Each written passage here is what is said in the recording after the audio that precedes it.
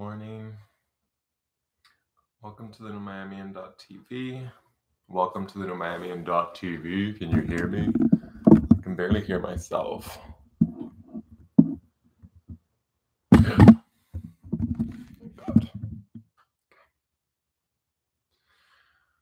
This is my new bed. This is my new lamp from Target. Whatever. This is my new hair. Not new, but it's growing. Same hair, just a little bit longer. I'm hoping that this line remains even, because that'll drive me crazy if I'm watching it and whatever. Let me pull up my notes. I was kind of avoiding doing this all weekend. I was gonna do it on Friday because it was my birthday, and I thought it would be some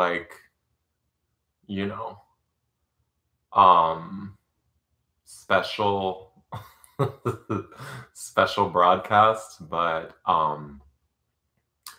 then I woke up and was like, it's my birthday. I'm not doing much of anything aside from going to the beach and hanging out with my friends, which is what I did, and it was really nice. Then yesterday I had a really nice brunch with my family, so I didn't really take the time to do this, but I did have an actual plan to introduce my nonprofit idea, which is also what I want to do with this YouTube channel, as well as my blog, The New Miamian. I think I've mentioned it before in a video, and if I haven't, I'll just basically recap now. I have this on my welcome page, but The New Miamian basically started out as an idea. Then I thought it would be like my name as like an artist, like in terms of doing painting or design or that sort of thing. Then I began I made it like a portfolio site where I had all my poetry and my short stories and my novel ideas and samples of that sort of writing. And then I spent like probably about a year, like maybe in 2015, putting all of that together. And then so for a while, The New Miamian was just basically like a writing portfolio for me and my design stuff and what else do I have? I mean, again, like my paintings and all that. But then I was kind of like, I feel like the idea in my head originally, like I think it was like 2013 that I came up with the name, and I was like, I've always been saying like it feels like it's more than one person. Like, my idea of what the New Miamian is and who it represents is way bigger than just me. So then I've worked for nonprofits both in my career and as a volunteer, especially mainly in my 20s. Now, mainly what I do is I'll donate, and every once in a while I'll try and attend some sort of event and all that to at least, support causes. But I'm not as involved with any particular cause as I used to be in my 20s. So that's been something that's been kind of missing. And then but however, I also have been thinking since I was in nonprofit, and I do understand kind of like the hierarchy and, the foundations that give out the grants and the servicing agencies that are actually, doing stuff with this money, and how every year there's a new idea, a new person. So, and I know that the people that are already in nonprofit raising money want to keep that, hold on to that bag, which I don't blame them at all. But at the same time, I have over the past few years developed the way that I think I want to make an impact on the local community. So it's not going to be like, it's basically going to be a combination of, I don't know if the air is going to affect the sound. I'm just going to turn it off. If I start sweating, you know why. it's basically going to be a comment. So it's going to be the New Miami, and I'm going to buy the .org and apply for the 501c3. I basically made it my goal. I just turned 35, so I want this year to be about not only developing my digital marketing agency, which is already coming together pretty much, and I have clients and I have people helping me with the branding and all that. This is more like my actual passion project that I'm going to be doing mainly by myself, still with the help of friends and anybody who wants to participate. Basically, the newmiamian.org would be, I don't know if the .org, I don't know if that's going to be it or it's just going to be the New Miamian. But now that I have the newmiamian.tv and all that stuff, I'm like, okay, whatever. It's newmiamian.org. It's like what I'm calling the nonprofit. But anyway, so the nonprofit idea is to combine professional mentoring with B2B services in creative for nonprofits and a B2C marketplace for creatives. So it's basically three-prong approach to, I would call it, creative fundraising. And there are a bunch of different models that fit into both nationally and I'm sure internationally, and maybe even locally, even though I don't know of anybody doing exactly the same thing. But it's basically, first and foremost, giving people that I certainly experienced when I was switching from a more traditional marketing career to a more creative career, more in branding and doing design and different things and doing go-to-markets and stuff that involves a lot more creative and stuff that I want to do with my branding agency. I realized it's you have to have a portfolio, you have to have people that trust you enough to do those things. But when you haven't done those things yourself, it's really hard to kind of break in, even though you may actually have talent and stuff to offer the world. So the first part of the New Miamian nonprofit is mentoring and creating a space online, which is where the .org comes in, where we could basically feature portfolio work and develop local talent. And then that's going to be one aspect. So you'll be able to go online and look at local talent's work, just in general, just to get to know what's out there here and have contact information to be able to hopefully hire them and all that. However, within the scope of the nonprofit, that's just the first part. The second part is actually working with servicing agencies and foundations and those types of things where they have particular needs, whether it's an event, whether it's products to fundraise, whether it's working on their donor circle and all that. I would also be, and it's not just me, but I just mean this is my idea so far. We would also be matching those people that are willing to do volunteer their services to local organizations, but for stuff that they're already doing. So I know that, for example, the WOW Center has an internship program. So that would be a perfect example where we would maybe, connect them with somebody that would be able to, create a campaign to really promote that and have metrics to measure its success. And then what does that do? That helps the person that we're mentoring professionally in their creative career to develop a portfolio that can help them get work. And it'll also help an organization like, and I haven't spoken to the WOW Center, I'm just using that as an example because I know that that's something that they do. But so in that case, if it was that, or if it was a gala or something that we would offer the creative for, the nonprofits would be benefiting from those services as well. So the creative that's trying to break into the industry and the nonprofit that's trying to fundraise, that is the first kind of link between link that the New Miami would be creating between the creative doing pro bono and the nonprofit that needs deliverables that are going to really make an impact on their fundraising. And so that's basically phase one. It would be developing the creative talent first and foremost, and then reaching out to nonprofits and trying to find opportunities for people to volunteer in a way that's also going to help them with their creative careers. And then the second phase would be to actually create a marketplace online. So again, there's a lot of different models for this, but basically a 50-50 split to where if you want to create products that are going to be sold on the marketplace, you offer 50% of the profits to a charity of your choice. And it has to be listed, it has to be thought of before, and that way we also still work with the synchronicity between the nonprofits and the creatives and the New Miamian.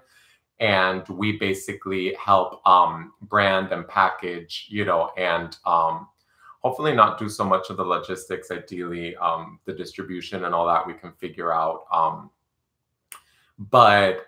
Yeah, so then the marketplace would be probably, that's the third pillar of this idea, where over time, so then basically we would be doing, as the newmiamian.org, we would be doing ongoing creative projects in terms of developing merchandising for creative people. We would be doing the mentorship of helping the creatives that aren't there yet just get portfolio work to develop their talent. And then we'll be helping any Miami nonprofit, or even outside of Miami. I don't know that makes a difference, but basically helping them with the fundraising from the marketplace and with providing them with free creative to increase their fundraising internally as well.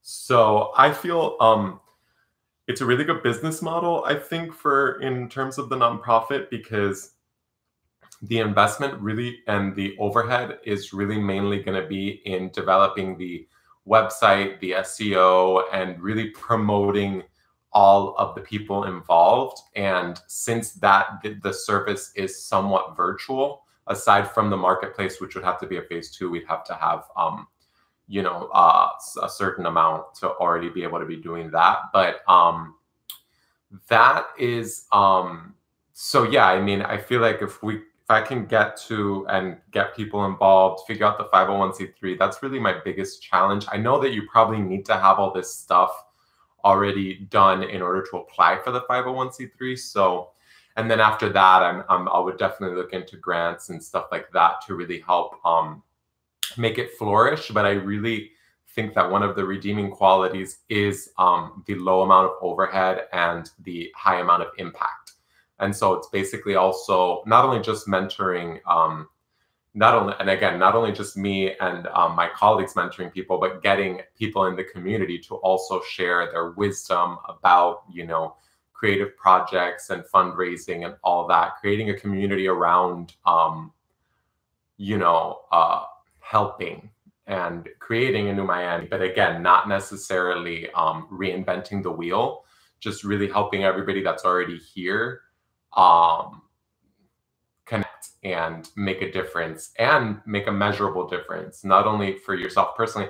I think the 50-50 is really important in the marketplace, because I want people to be thinking in an entrepreneurial aspect as well, where it's like, okay, yeah, I have a really good product, but if it's 100% charity, how are you going to make time when most people are either living paycheck to paycheck or have, kids and all that stuff? So I think there is an aspect of letting people earn something off of their creative, not from the professional mentoring and the pro bono creative services, but from the marketplace.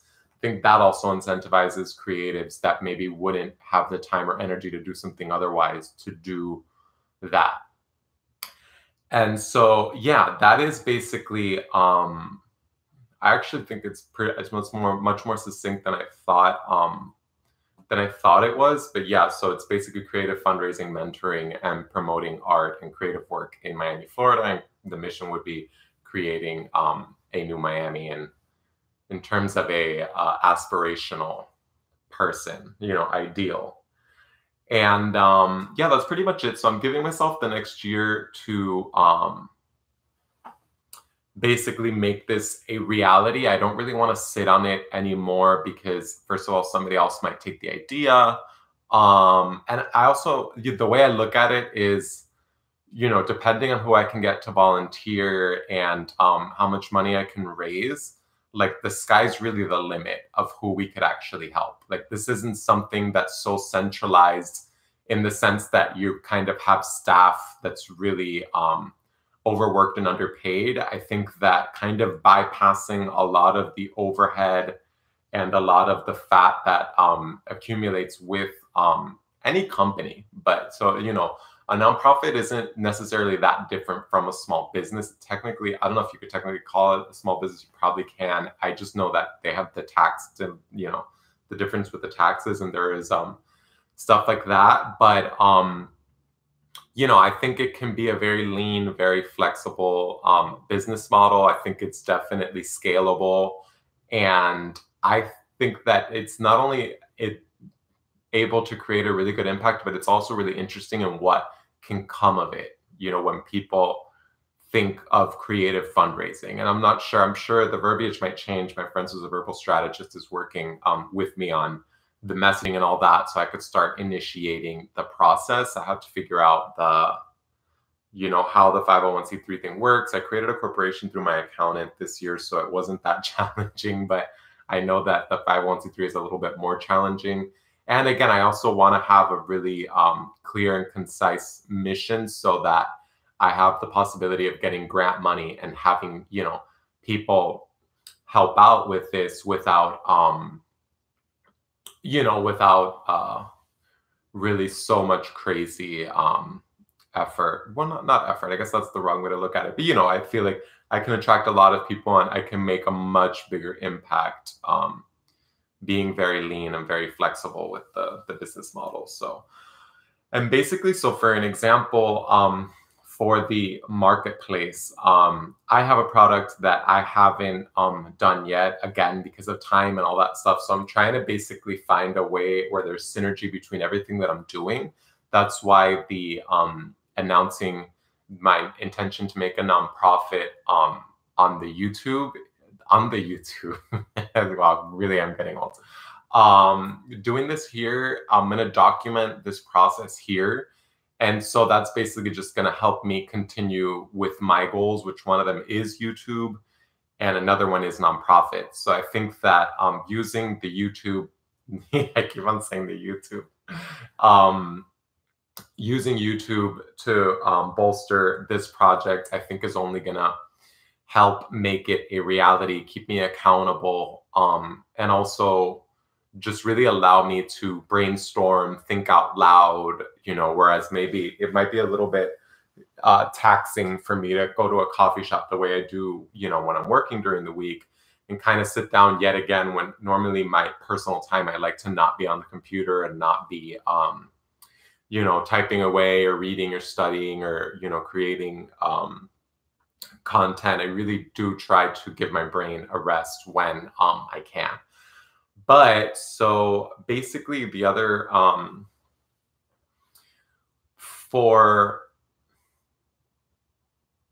how do I introduce this? So I have an idea. I write poetry. I have on my page on thenewmiamian.com. It's called Miamian Poetry. It's on my Facebook, I believe, the New Miamian Facebook. So I write a lot of poetry. And so I was really into the coloring book fad that was happening a few years ago. And I was really into that. And I never necessarily bought a coloring book, but I have colored in somebody else's coloring book. And so I was like always thinking, oh, I would love to create a coloring book. And actually a really great creative agency here in Miami Beach did one. I believe it's called Jacober Creative. I could be wrong. Maybe it's Jacober, but I think it's Jacober. They have a mermaid coloring book that I thought was really great. I saw it. They did a really good job with their promo of it. So I kept on seeing the ads and all that stuff. So I figured somebody else was already doing that really well. So I kind of already got over the coloring book thing, and now I think everybody's over the coloring book thing. But as a poet, like I do want to infuse my poetry with local, you know, history, with also I have a niece now, and you know, I have a bunch of kids in my family, and it's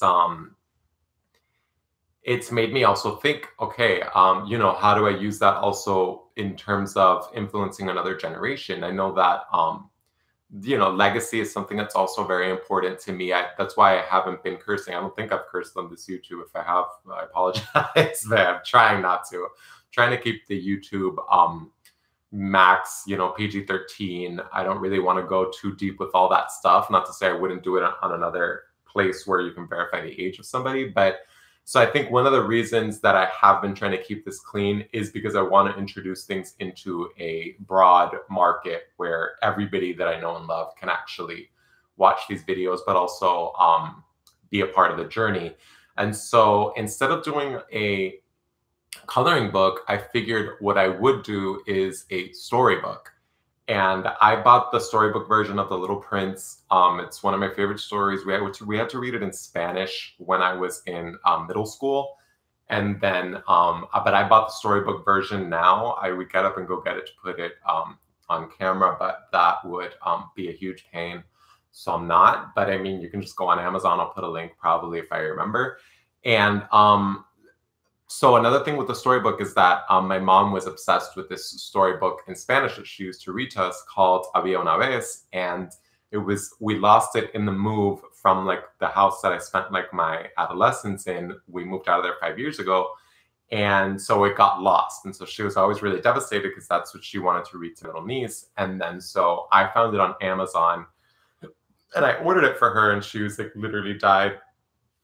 And it was really amazing. And it really made me remember like the power of a storybook. And like, I remember the Bernstein Bears books. I remember Where the Wild Things Are. I remember the one with like the creepy baby next to the toilet, like Stuart Little.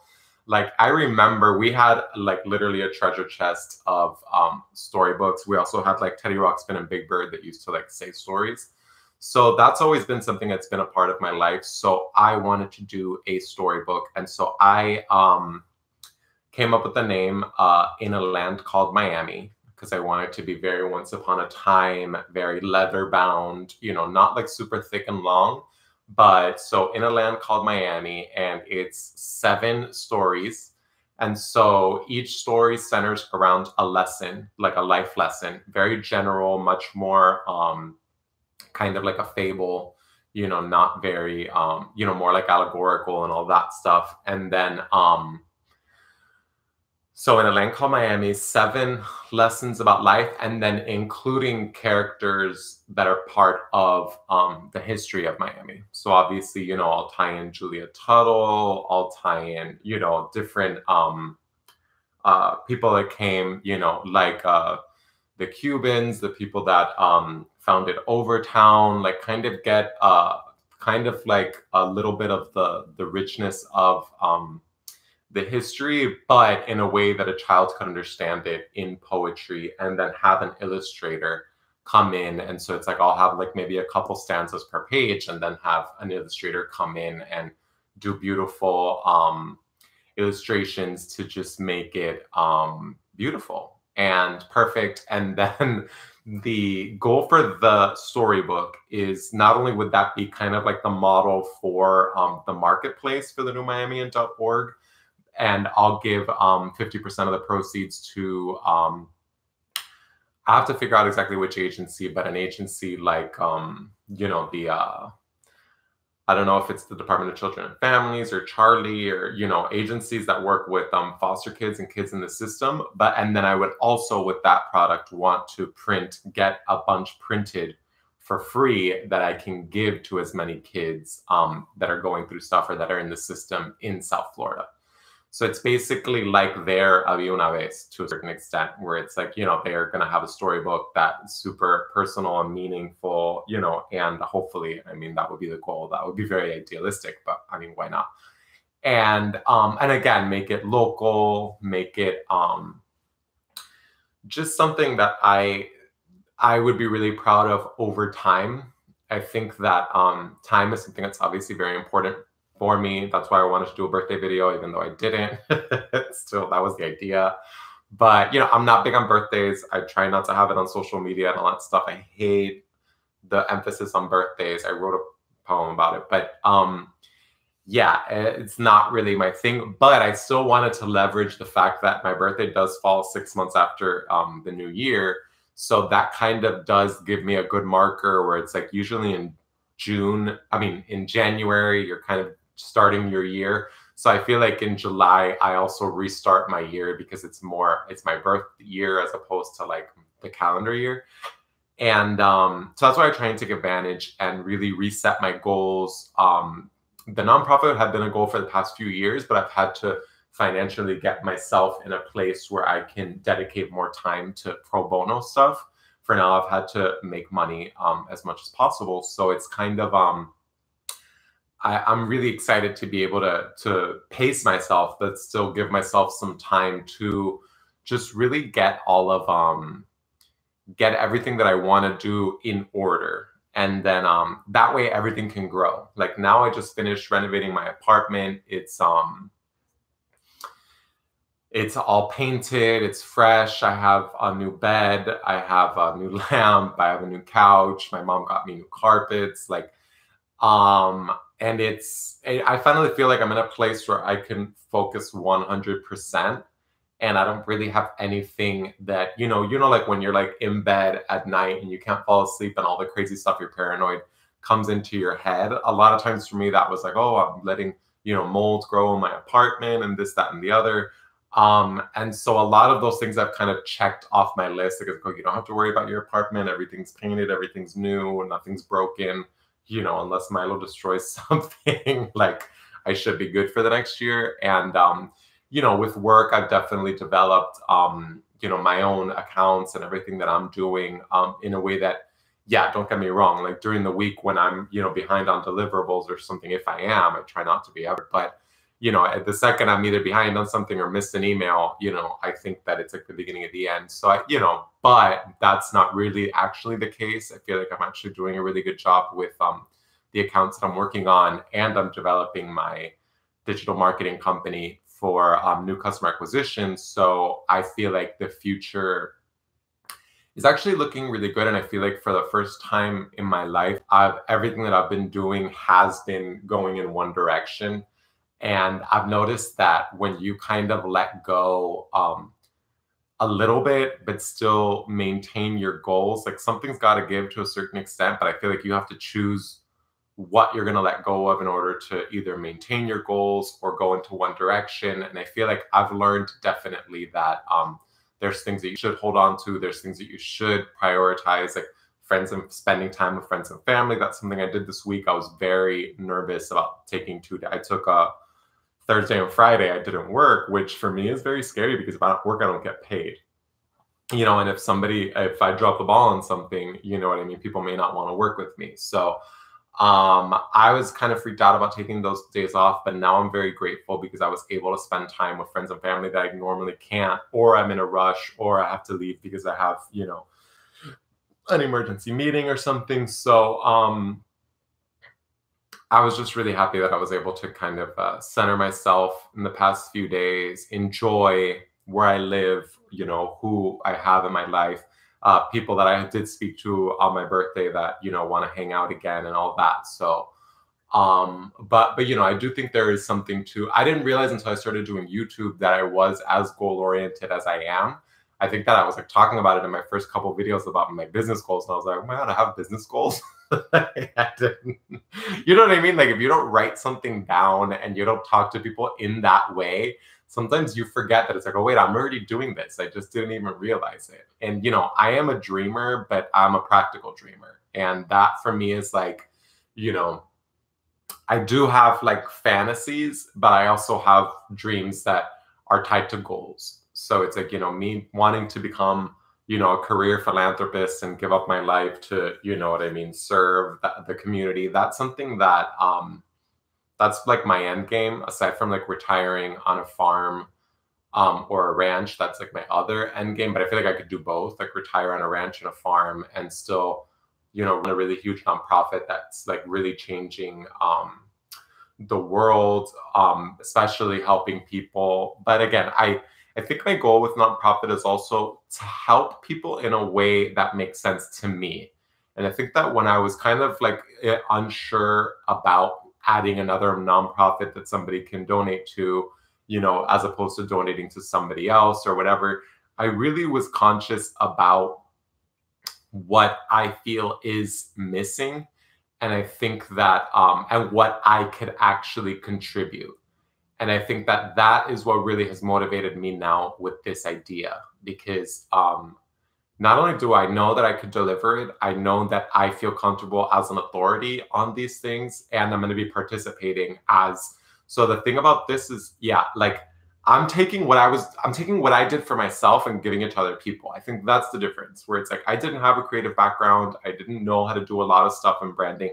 I was lucky enough to, first of all, have the wherewithal to just, go volunteer places where I didn't know anybody, and I had to be the person in the room that, was joining a committee to make friends, and everybody else knew each other and all that. And I did do that in like the I don't know if it was 2008, 2009, somewhere around there. And volunteering for nonprofits, both local and national, they allow you to do stuff that maybe at work you wouldn't be able to, just because it doesn't make sense at work. So it's like I was definitely able to, by volunteering and doing stuff for free, I was able to transform myself and my career.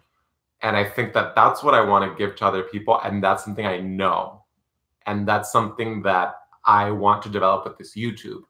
Ideally, I would love to be able to get young people and get, a better setup than I have now, but I'm working on that. And be able to, have camera and microphone will travel. Like, it's like, get other people on this channel, get other people on the New Miami, and get, other voices out there. Not only just because I feel like I do still want to do vlogging and writing and, art and design, like I mentioned, the storybook and all that. But I just want to be doing that while everybody else is doing their own thing, and we're just all doing it together. And again, these are things that I feel like very strongly that I could deliver, and I see it very much. Yeah, I don't know. It seems very clear to me. Very, very, very unique, but also something that I feel like people who are in the trenches and working in agencies and all that, they would be very appreciative of the fact that it's like, oh, we don't have to worry about any of this stuff.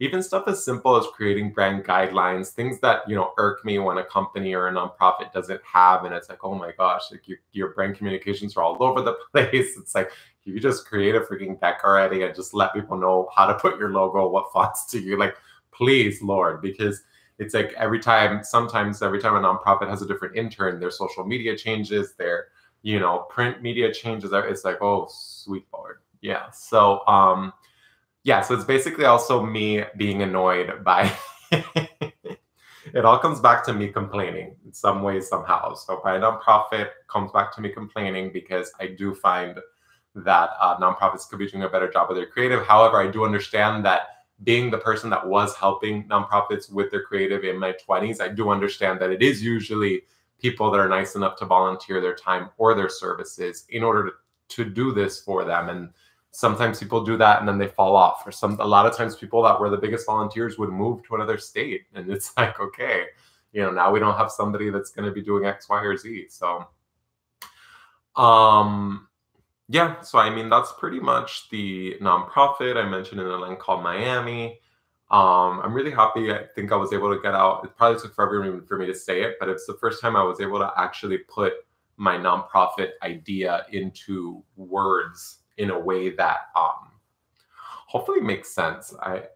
Debatable. I guess I have to watch this back to find out if it did. I'm trying to look. Oh my God. One thing I want to find out is how to share my screen while live.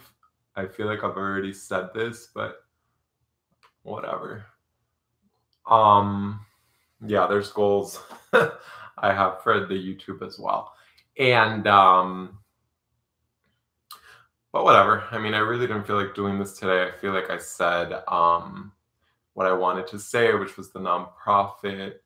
Was there anything else I wanted to talk about before I bid you adieu and continue relaxing? Oh my gosh, it's already noon. Actually, the battery on my computer's dying. But yeah, whatever. Um, TTYL.